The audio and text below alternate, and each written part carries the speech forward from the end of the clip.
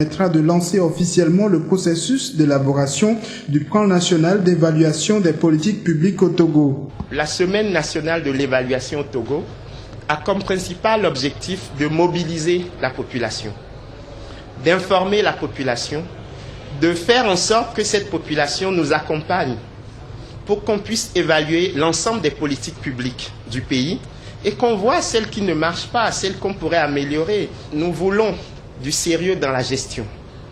Et l'évaluation des politiques publiques, c'est un pas dans ce sérieux dans la gestion. Ce n'est pas du contrôle, ce n'est pas de l'audit, ce n'est pas de la police, c'est de l'accompagnement des politiques publiques. Et donc, notre département ministériel accompagne les autres départements afin que l'impact soit le plus important possible pour les populations. Les 4 jours de travaux offriront l'opportunité aux participants venus des départements ministériels, de l'Assemblée nationale, de la société civile et d'autres secteurs clés de mener une réflexion franche, objective et fructueuse en vue de tendre vers les bonnes pratiques. Les attentes sont nombreuses.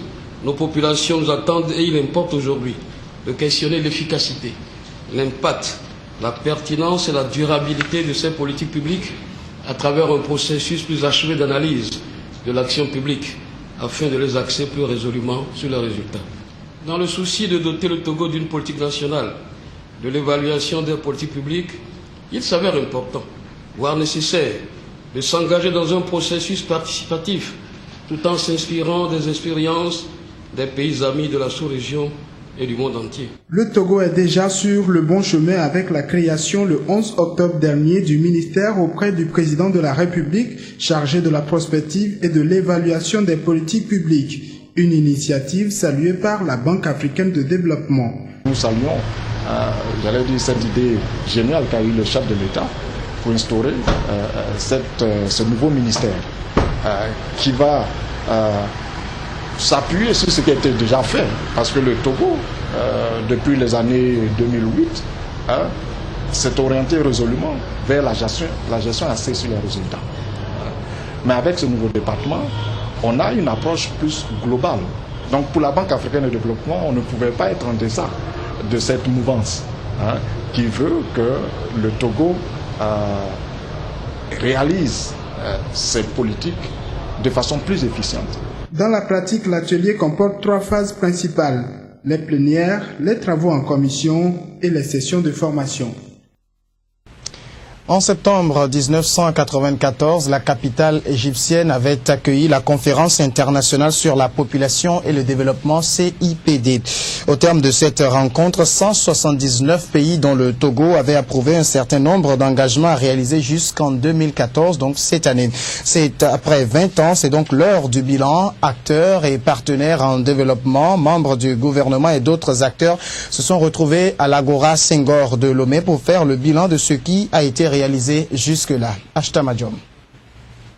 20 ans déjà que le Togo ratifiait au Caire le programme d'action de la Conférence internationale sur la population et le développement, PACIPD. Un programme d'action qui fixait des objectifs à réaliser jusqu'en 2014, notamment dans le domaine de la santé, des droits de l'homme et de l'accès universel à l'éducation pour tous. La rencontre de ce jour a permis d'évaluer les réalisations au niveau du Togo. Au Togo, l'évaluation finale de la CIPD a révélé que des avancées significatives ont été réalisées dans les domaines couverts par le programme, mais il n'en demeure pas moins qu'à l'instar des pays de l'Afrique subsaharienne, notre pays reste confronté à de multiples contraintes liées à sa situation démographique, marquée en général par un taux de croissance annuel d'environ 2,4%, une mortalité maternelle et infantile encore élevée, ainsi que de multiples besoins non satisfaits en matière de contraception. La conférence du Caire a constitué une étape importante dans la résolution de nombreuses questions liées à la population. Malgré les progrès réalisés, de nombreux défis restent à relever et l'UNFPA entend accompagner le Togo dans cette logique.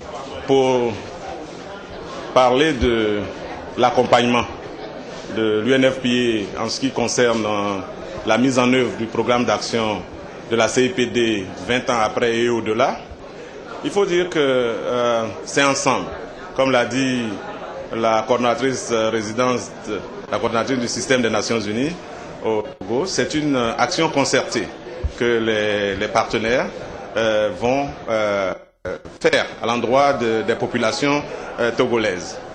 Le constat est positif, mais le chemin vers la réalisation pleine, entière et totale de ces objectifs est encore long. Le chemin est long et c'est ce chemin que nous devons faire ensemble en bâtissant sur ce que nous avons eu de programmes ou de réalisations concrètes depuis 20 ans, donc en ne baissant pas les bras, mais aussi en intégrant les aspects que nous avons négligés par ailleurs. Le problème démographique reste un défi crucial pour les pays, car nombreux sont victimes d'une population très jeune. L'une des thématiques émergentes de l'évaluation de la CIPD est le dividende démographique, qui apparaît aujourd'hui comme un élément moteur dans le processus de développement des États. Les jeunes de moins de 20 ans sont au nombre de 60% de la population. Alors, comment faire en sorte que ces jeunes puissent être un moteur de développement? C'est ça que nous appelons le dividende démographique. Donc, nous avons estimé que ces jeunes qui sont forts, qui peuvent être renforcés, qui doivent avoir une bonne santé, une bonne éducation, maîtriser la technologie, peuvent devenir demain les bras d'une croissance démographique. Alors pour cela, qu'est-ce qu'il faut faire? Il va falloir que nous puissions investir dans la santé, notamment la santé de la reproduction, pour gérer un peu le nombre d'enfants par femme, de telle sorte que nous puissions faire face davantage à ces jeunes dans leurs besoins scolaires, dans leurs besoins de santé, etc.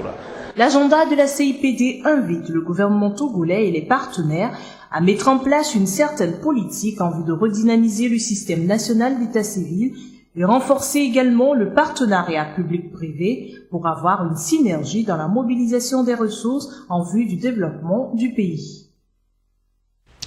Le 22 mars dernier, le monde entier a célébré la journée mondiale de l'eau. En fait, jusqu'à la fin de ce mois, les réflexions sont consacrées aux questions liées à l'eau. Et ce mardi, l'ONG Les Amis de la Terre a organisé une table ronde à l'endroit des acteurs de développement, des organisations de la société civile et du gouvernement. L'objectif est de réfléchir sur la problématique de l'accès à l'eau potable. Ida Azialouvo, Radjoul Mohamadou. L'eau, c'est la vie, dit-on souvent. Pourtant, elle reste difficile d'accès. En milieu urbain, la couverture de l'eau est de 88% contre 38,5% dans les zones rurales. Nous devons les sensibiliser à aider le gouvernement et le ministère à activité pour avoir reconnu l'accès à l'eau comme étant un droit de l'homme. Malgré l'existence d'une politique nationale de l'eau, l'accès à cette denrée demeure un défi pour les autorités, tant en milieu urbain qu'en milieu rural. Cette table ronde initiée par les Amis de la Terre Togo est l'occasion pour les acteurs et partenaires de réfléchir sur la problématique de l'accès à l'eau potable. Nous l'organisons pour échanger, recenser les besoins et voir les priorités. Nous cherchons ceux qui peuvent appuyer financièrement et ceux qui possèdent des techniques idéales donc, pour résoudre le problème de l'eau sur notre territoire. Pour l'ONG Les Amis de la Terre, l'objectif premier de cette rencontre est d'amener les autorités à passer des bonnes intentions déclinées dans les multiples codes et politiques nationales de l'eau à des actions concrètes. Si nous faisons les statistiques, la majorité de la population n'a pas encore d'eau potable au Togo et aussi susciter la volonté de l'État à inscrire davantage les questions liées à l'eau potable communautaire dans les politiques et agendas de développement de notre pays. Cette rencontre s'inscrit dans la continuité de la célébration de la Journée mondiale de l'eau. La suite de ce journal avec ce communiqué de la Haute Autorité de l'audiovisuel et de la communication. Il nous a été donné de constater depuis quelque temps qu'il se développe une certaine activation du débat politique à travers les différents médias audiovisuels de notre pays. Il en résulte parfois des dérives. Le cas a été observé ces derniers jours sur plusieurs radios de la capitale. Parce que sa mission est de garantir et d'assurer entre autres l'expression plurielle des courants de pensée et d'opinion en matière d'information publique, la Haute Autorité de l'audiovisuel et de la communication ACT rappelle à tous les professionnels des médias, les responsables des partis politiques et les membres de la société civile de s'en tenir à leurs obligations essentielles à cette période sensible. C'est pourquoi la haute autorité en rappelle à la responsabilité et au professionnalisme des acteurs des médias dans la conduite des émissions débats et des émissions d'expression directe. C'est le lieu de réitérer la nécessité d'instaurer chaque fois que de besoin et de façon systématique le débat contradictoire, ordonné et rigoureux. Par ailleurs, la haute autorité reste convaincue qu'en s'obligeant à la diffusion d'une information honnête, pluraliste et équitable, les médias jouent un rôle important dans l'enracinement et le développement de la culture démocratique.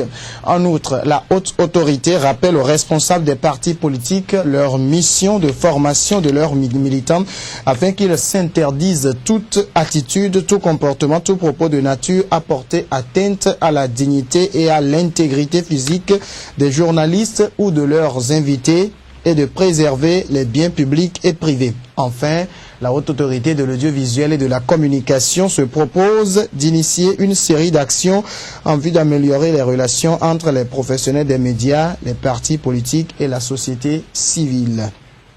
Le communiqué est signé du président de la haute autorité de l'audiovisuel et de la communication, Biosé Kokou Tozun.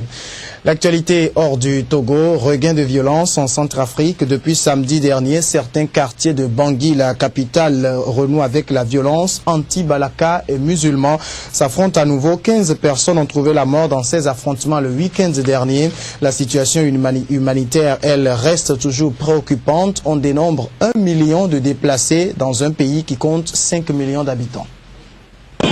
Mouvement de foule sur cette avenue de Bangui. Ceux qui pensaient rester changent d'avis en entendant les tirs. Puis c'est la valse des véhicules militaires. Celle de la force africaine MISCA, puis celle des troupes françaises de Sangaris. Nous sommes au kilomètre 5, théâtre de nouvelles violences depuis samedi. Je demande aux gens qui ont l'habitude de détruire leur pays, qui ont la pensée de détruire leur pays, que ce soit au Séléka et aux Anti-Balaka, qui sont encore dans le pays en train de tuer les gens, de faire des massacres, de piller, de voler, de cesser leurs exactions. Des violences qui se poursuivent entre musulmans et miliciens chrétiens anti-Balaka, malgré le déploiement des forces internationales à travers la ville. Ce week-end, on dénombre au moins une quinzaine de morts, dont 8 dans les rangs des anti-Balaka. Un an après la chute du régime de François Bozizé, la Centrafrique est toujours en proie aux violences. Celles commises par les combattants musulmans de la Séléka d'abord, celles des anti-Balaka ensuite. Un climat de chaos et de tuerie sur fond de crise humanitaire.